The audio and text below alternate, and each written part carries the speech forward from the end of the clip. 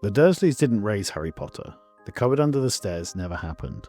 In this timeline, the Dursleys are just a footnote, because on that Halloween night, Sirius Black didn't give Hagrid the motorbike. He took Harry. Imagine a Harry Potter raised not in abuse, but in arrogance.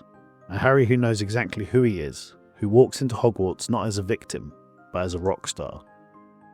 This isn't the story of a humble boy wizard. This is the story of Dogfather's son. But raising the chosen one without rules has consequences. When you replace Dumbledore's protection with black family madness, you don't get a hero, you get a loose cannon. The timeline diverges the moment Sirius lands his motorbike, in the smoking ruins of the cottage. In canon, he was paralysed by grief and gave Harry to Hagrid, but here, the grief turns instantly into rage. When Hagrid arrives on Dumbledore's orders to take the baby to Surrey, Sirius draws his wand. He refuses to hand over his godson. He looks at the ruins and realises the truth instantly. Peter Pettigrew was a secret keeper. Peter is the traitor. Sirius realises that if he chases Peter now, he loses Harry. So he makes a different choice. He takes Harry to the one person who can help, Remus Lupin. Together the two marauders hunt down the rat within 24 hours. They don't arrest him, they don't wait for the ministry. They eliminate him. With Pettigrew dead and the body recovered, Sirius is never framed. He never goes to Azkaban. He claims his right as godfather. Dumbledore tries to intervene, citing the blood protection at the Dursleys. But Sirius fights him in the Wizengamot. I think I've pronounced that correctly. He argues that magically fortified fortress, like Grimmauld Place, is safer than a muggle house. With the Black family fortune behind him, Sirius wins. Harry's childhood is unrecognisable. He doesn't grow up starving or wearing Dudley's cast-offs. He grows up as Prince of Grimmauld Place.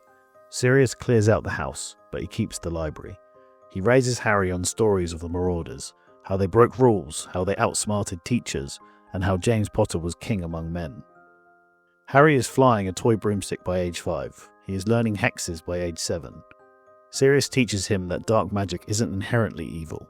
It's just a weapon, and a Potter should know how to use every weapon available. Remus Lupin tries to be the voice of reason, the responsible uncle, but he is constantly overruled by Sirius, the cool dad. This dynamic creates a confident, talented, but dangerously arrogant child. Harry isn't eager to please, he expects to be liked. He isn't looking for a home, he already has one. When Harry steps onto the Hogwarts Express, the dynamic shifts immediately. Draco Malfoy tries to assert dominance, expecting an ignorant half-blood. Instead, he meets a boy who knows pure-blood politics better than he does. Harry doesn't just reject Draco's handshake, he humiliates him with a casual cast jinx he learned from Sirius. The sorting ceremony is tense. The hat sees the ambition, the cunning, and the ruthlessness instilled by his upbringing. It seriously considers Slytherin, but Harry chooses Gryffindor, not out of bravery, but out of legacy. He wants to rule the school just like his father did. But the biggest change is Severus Snape. In canon, Snape is conflicted because Harry has Lily's eyes and kindness. Here, Snape sees 0 Lily and 100% James. This Harry is loud, talented, and mocks Snape openly in class. Their relationship isn't teacher versus student, it is rival versus rival. Snape hates him with a passion, but he is forced to acknowledge the boy's terrifying talent. It becomes a cold war in the dungeons, Snape trying to break Harry's ego, and Harry trying to break Snape's authority.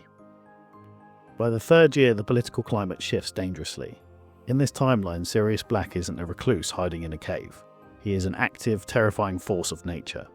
Without the trauma of Azkaban to dull his edges, Sirius has spent the last decade doing what Aurors wouldn't, hunting down the Death Eaters who bought their way out of prison.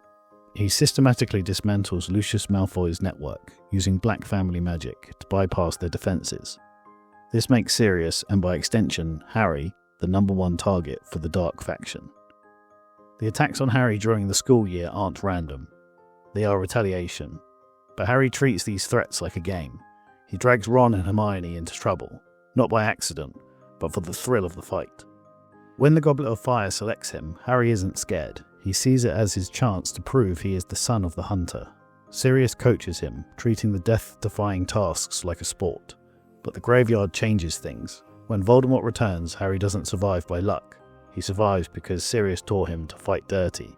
Harry uses a nasty dark curse to distract Voldemort and escape. He returns to Hogwarts clutching Cedric's body, not traumatized and weeping, but furious and vengeful.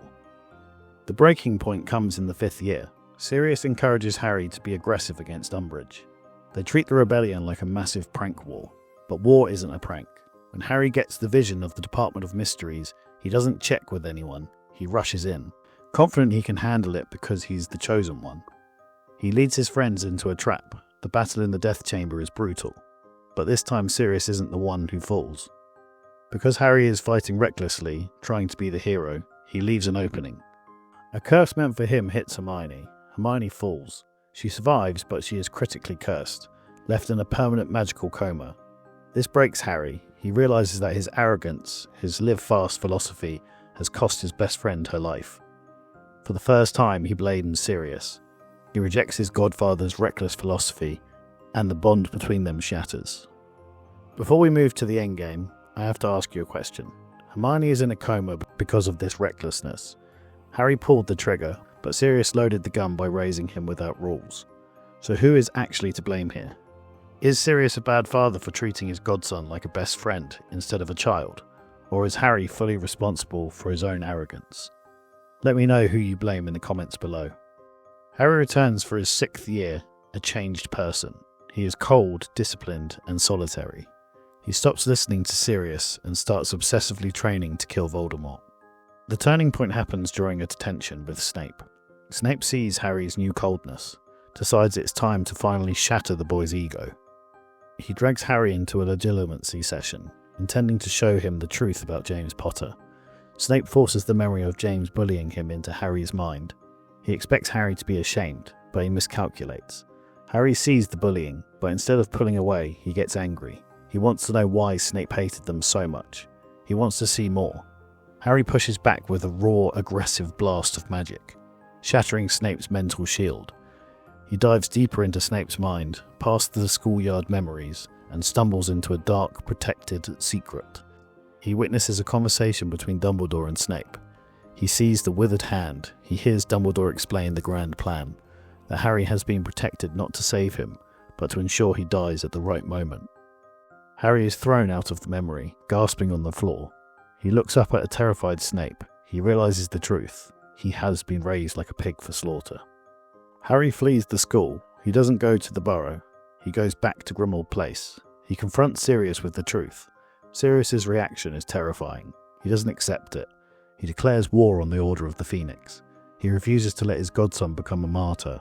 Sirius dives into the Black family library, the restricted books even Dumbledore fears. He finds a solution, a forbidden blood ritual designed to surgically remove a soul attachment. It's dangerous. It requires a substitute. Sirius decides he will be the vessel. He plans to draw the Horcrux into himself and die so Harry can live. They don't wait for Voldemort to come to them. For months, Sirius and Harry vanish, becoming ghosts. With Sirius's knowledge of the dark artifacts and Harry's raw power, they hunt down the locket, the cup, and the ring. They don't struggle, they systematically destroy them, but the final pieces draw them back to Hogwarts.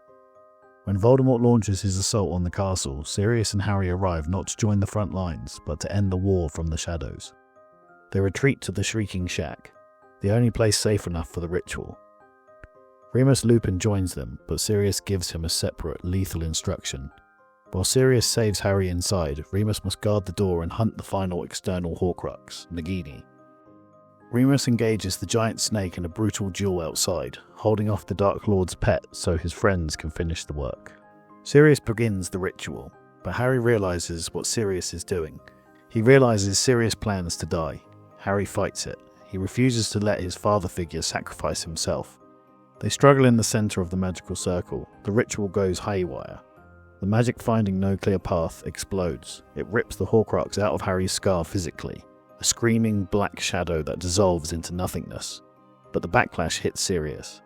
He acts as the grounding wire for the raw magical energy. His wand shatters in his hand, his eyes roll back, and he collapses. The light in him goes out.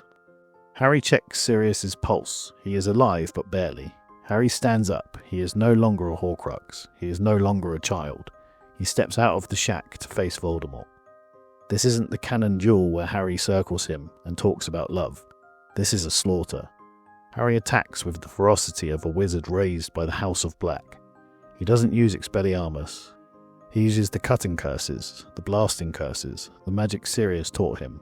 Voldemort, now mortal and arrogant, is overwhelmed by a boy who isn't afraid to kill.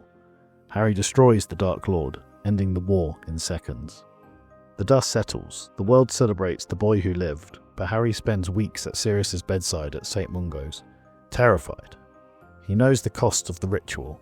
Sirius's magical core has burnt out. The man who defined himself by his power, his rebellion, and his magic is now nothing.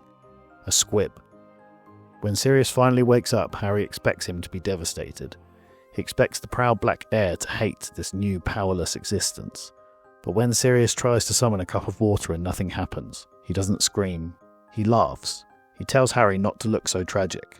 He explains that his whole family believed magic was the only thing that gave a person value, and he just proved them wrong. He is happy to trade his wand for his godson's life. The timeline ends with a new reality. Harry becomes the Defense Against the Dark Arts teacher, determined to teach the next generation the discipline he lacked. And Sirius Black lives the rest of his life as the happiest muggle in Britain, proving that love, not magic, was the power the Dark Lord knew not. And there we have it, a timeline where arrogance almost cost everything, but a father's love paid the price. Harry survives, but the wizarding world is changed forever by a darker, stronger chosen one. If you enjoyed this trip into the Dogfather timeline, smash that like button and subscribe. Thanks for watching. See you in the next one.